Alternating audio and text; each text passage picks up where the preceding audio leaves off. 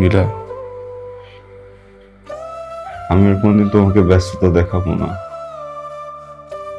আর কখনো কাজের কথা বলবো না।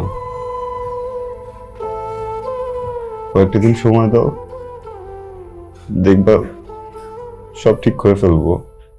আমি জানি তুমি আমাকে কখনো মাফ করবা না,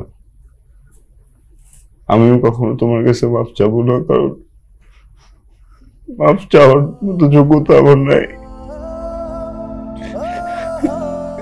আমার জন্য বাবু আজকে নাই, আমার কষ্ট হচ্ছে বুঝছো, আমার ভিতরে পুরাচ্ছে,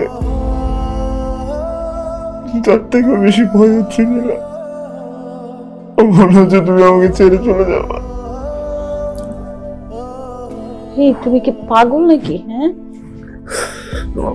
চাকরি ছেড়ে দিয়ে বলিলাম, আমি কখন চাকরি করবো না, কাজই করবো না, যেও না। কি বলতেছেন? কই যাব, কেন যাব? হ্যাঁ, একটা বাচ্চা বিয়ে করছি আসলে। আমার বাচ্চাটা যতদিন জীবনে আছে, আমি যতদিন বেঁচে আছি, আমার জীবনে বাচ্চা লাগবে না, বাচ্চা না হলে চলবে, লাগবে না।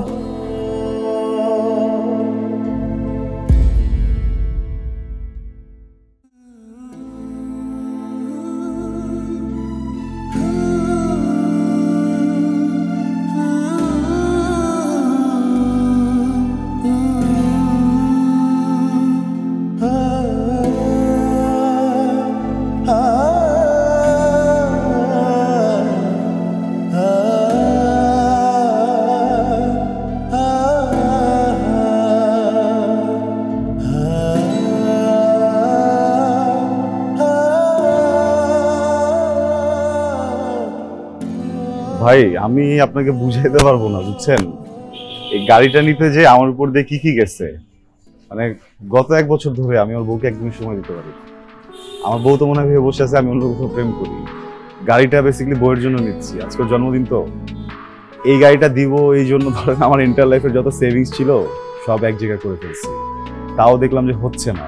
গত 1টা বছর অমানবিক পরিশ্রম করছি, যেই কাজ পাইছি নিজের কাজের পাশাপাশি ওইটাও করছি, কিছু ফ্রেন্ডদের কাছ থেকে লোন করছি, বসকে বলছিলাম যে একটা ব্যাংক লোন নিয়ে দেওয়ার জন্য, ওই ব্যাংক লোন নিতে গিয়ে বসের পার্সোনাল অফিসিয়াল যত কাজ ছিল সব করছি।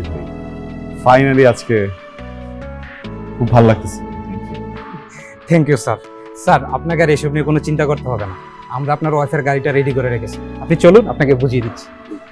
চিন্তার বিষয় শুধু গাড়ি না ভাই, মানে আমার বিয়ের আগে আমার ওয়াইফ সবসময় আমার বাবার গাড়িতে করে সব জায়গায় যেত। বউকে বিয়ের পরে আমি যেখানে নিয়ে যাই, রিক্সায় করে নিয়ে যাই বা বাসে করে নিয়ে যাই, তো যাওয়ার পথে একটাই কথা, আমার বাবার যে গাড়িটা ছিল বুঝছো, ওইটা নিয়ে আমরা এখানে যেতাম, এটা নিয়ে ওখানে যেতাম।